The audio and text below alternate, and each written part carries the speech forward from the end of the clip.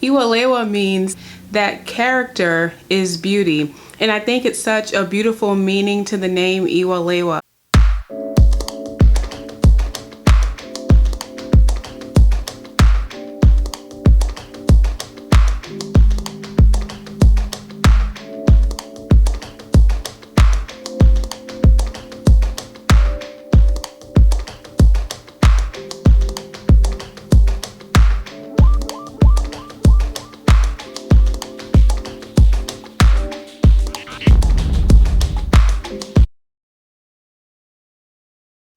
Hello everyone, welcome to my channel. My name is Tracy Blake Salami.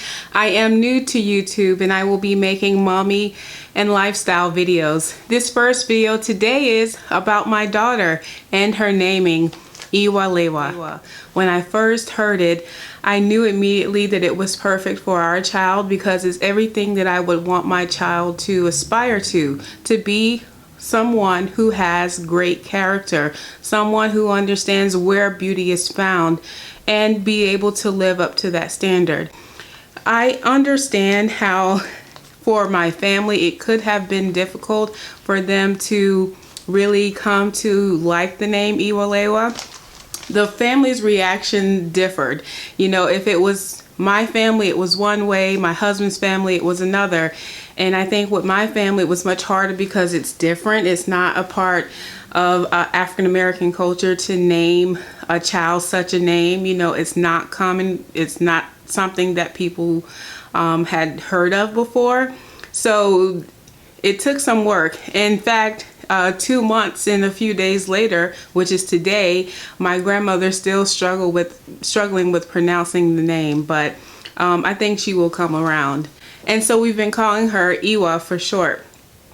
Now, when it comes to reactions, I think my husband's family, of course, had the best reactions. They loved the name. They said it was beautiful and that it took a lot of thought to choose that name.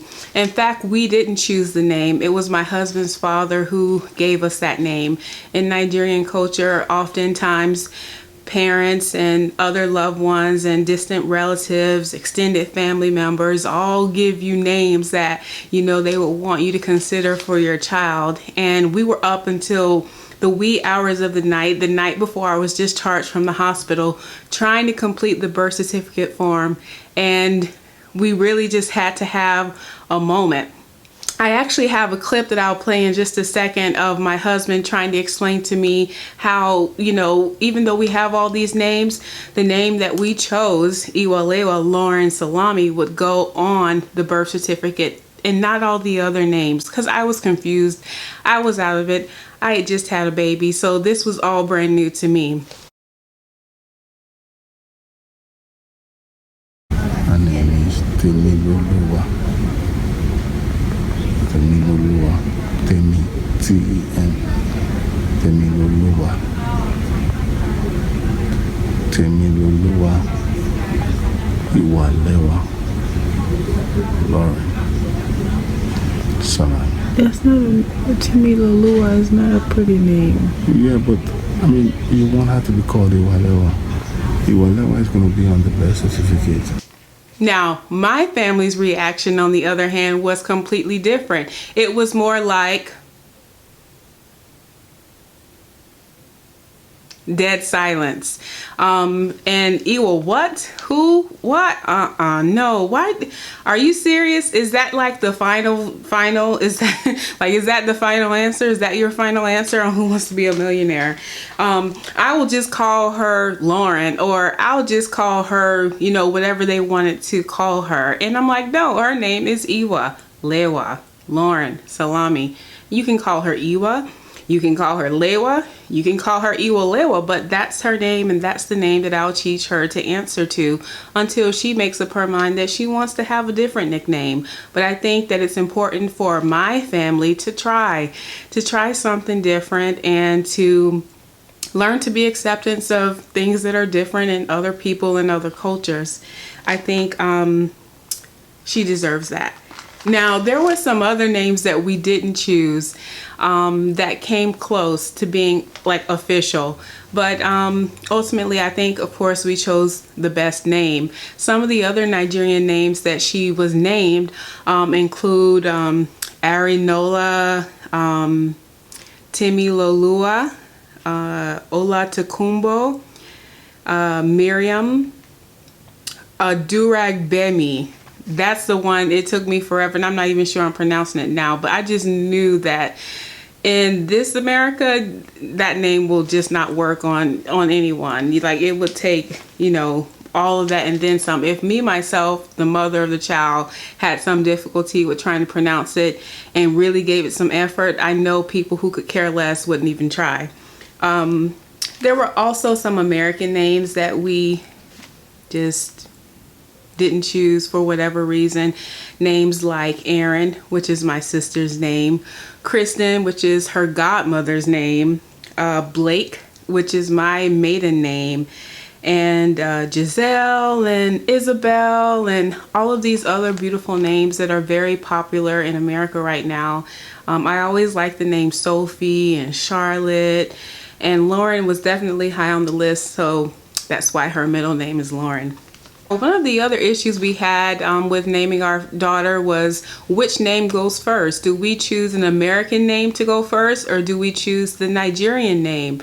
And it was a problem because my husband truly believes that a Nigerian name would lead to people discriminating against our child. I remember being in the hospital right before going into our labor and delivery room. We were discussing this whole issue with my OBGYN and the other nurse staff who happened to be in the room. Someone just casually asked, you know, oh, what's her name going to be? And we were looking at each other like, lady, you don't know what you just started, because we were still trying to figure out, will it be Lauren first or Iwalewa first? And this is what our doctor said. You guys have names picked out yet?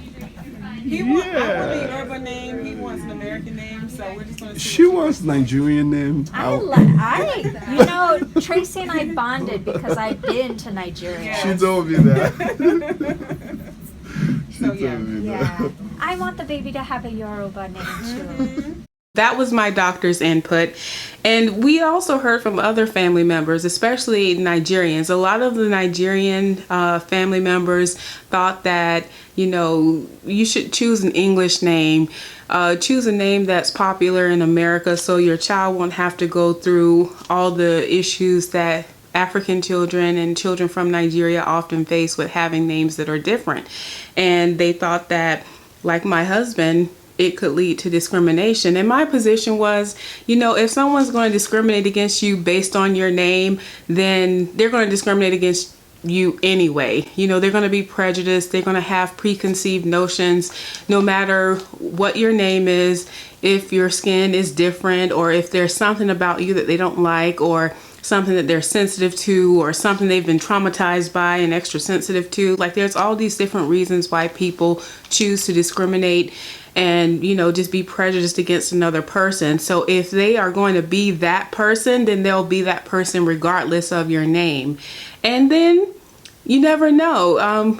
She could be the next Barack Hussein Obama. I'm sure his mom, you know, who was American, didn't really believe that, you know, having a name like that could limit her child, and she aimed high. You know, when they go low, we go high. So, of course, in the end, I think we chose a name that was best for our child. And I think that we will teach her to respond to that name, to make sure others at least give respect, you know, to her and her name and how they pronounce it. No, you just can't call me ... Let it be out of respect that they call her by another name. So it was on June 7th at like 12:32 a.m. in the morning, and I know the exact time because we were actually recording at the time, when we finally decided which name would go first, Iwalewa or Lauren. And of course we decided on Iwalewa. And in the video that you heard earlier, I know you heard me tell my husband, no, don't give her a name like Timilolua. I mean, there were a lot of other names that were beautiful. a lot of names that have beautiful meanings. Having a name with a meaning means a lot to me, and that's why Iwalewa went first instead of Lauren. I'm sure Lauren, there's some meaning out there behind the name Lauren, and it originated from someplace beautiful, but we went with Iwalewa. This is the point in the video where if you can't stomach hearing pregnancy details, or you don't want to know about the specifics of my labor and delivery, then it's okay. You can bow out now, and thank you for coming, and please subscribe and tell your friends and share alike. Okay, so Iwalewa was born on June 5th, 2017 at about 1:58 p.m. She was born at NYU Langone Medical Center in Manhattan. If you don't know where that is, that's in New York City in the Midtown area. She was about 19 inches long and 6 pounds, so she was small for her gestational age. At that time, I was 39 weeks and I had to be induced for other medical reasons, and so she came just a week early. But even being a week early, she was still slightly under the weight that doctors would want her to be. She wasn't premature. She didn't have such a low birth weight that raised alarm, but she just was a little small for her age. And my original due date was June 11th, and she was just 6 days early, but still a little underweight. My actual pushing and active labor was for about 45 to, I would say, 50 minutes. I remember it was just around 1 o'clock, and my doctor was like, "Oh, you're doing great. You're gonna have this baby by 2 o'clock." And she came out at 1:58, so she was on point with her estimate time. I felt the contractions actually before the doctor saw them on the screen, so I was really in control of this whole labor and delivery process. I remember that was one of the remarks that my OBGYN made. It was like, "Oh, Tracy's in control. Just listen to Tracy and we'll take it from there." And sure enough, I would be feeling the contraction, nothing would be on the screen, and I would be like, "Okay, I'm ready to go." And we would start pushing. So right before I actually started to push, my blood pressure skyrocketed. It went up to like 187 over something, which immediately diagnosed me with pre-eclampsia. And I was given magnesium sulfate, which was horrible. I really wouldn't wish that on anyone, because I was so hot throughout the entire time that I was in the hospital, because it took a long time for the medication to wear off even after I was taken off the medication. Magnesium sulfate was given to me to make sure that I wouldn't go through any seizures and things that often come with people who are diagnosed with pre-eclampsia. So I was diagnosed just 30 minutes before I started pushing, and it was an experience. I didn't realize at the time just how scary of a predicament that I was in. I didn't realize that all those extra people who were in the room weren't there just because I was having a baby, but because there was something else going on unexpectedly at the time when it was ready for me to go push. Now, my husband did really well throughout the labor and delivery. He was quiet. He didn't really agitate the situation, and he pretty much stayed by my side the entire time. And I think that one of the most beautiful things that happened was that he secretly recorded part of the labor and delivery. He actually captured when they placed Iwa on my skin and we had skin-to-skin contact for the first time. That was also the time when she let out her first cry. And I didn't know that he actually recorded this until maybe 3 days after she was born. It was after we'd come home. I was flipping through my phone, just looking at pictures of things we'd taken before and after delivery, and I see this video and I play it, and it's Iwa crying, and I just burst into tears. And I was so emotional for about 3 to 4 days, partly I'm sure because of hormones, but also because of the moment and what it meant for me personally. I remembered her cry. I remember how it felt. I remembered that exact moment, and I didn't know that it was recorded. I didn't know that I would ever see it again. So it meant so much for me to have that moment and be able to see it again and again and again because my husband secretly recorded. There was a rule at NYU Langone Medical Center, which is still in effect, of course, today, that we cannot record during the labor and delivery process. We could only take photos. And I'll just give him the benefit of the doubt and just say I don't think he knew, but maybe he did. Either way, it was a beautiful moment. I won't play it because clearly I'm exposed in the video, but the sound,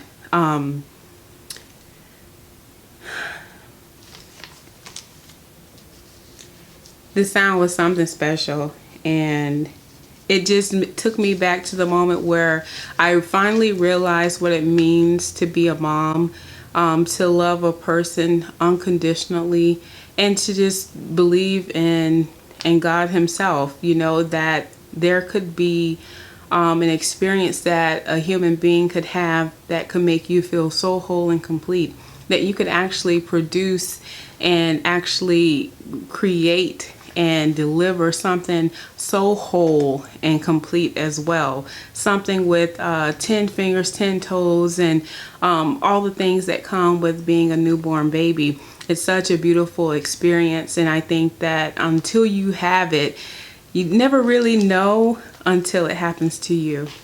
And I thank God for that experience.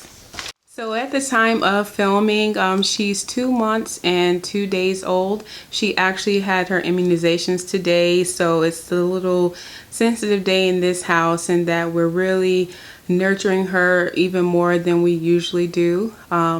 So we're just keeping a close eye to make sure she doesn't get any fever, and that she's feeling okay, or that, you know, we're making her feel as comfortable as could be in such a time like this where she could be in a lot of pain. Right now she loves to sleep, she loves to eat, she's really active, she's rolling over, she's smiling, she's cooing. She really loves to sleep on her dad's chest, and right now she's sleeping in her bassinet, but anytime she falls asleep on his chest, it's like heaven. I often sing to her off-key Sunday school songs, nursery rhymes in Yoruba, thanks to YouTube. Thank you for coming, and please subscribe.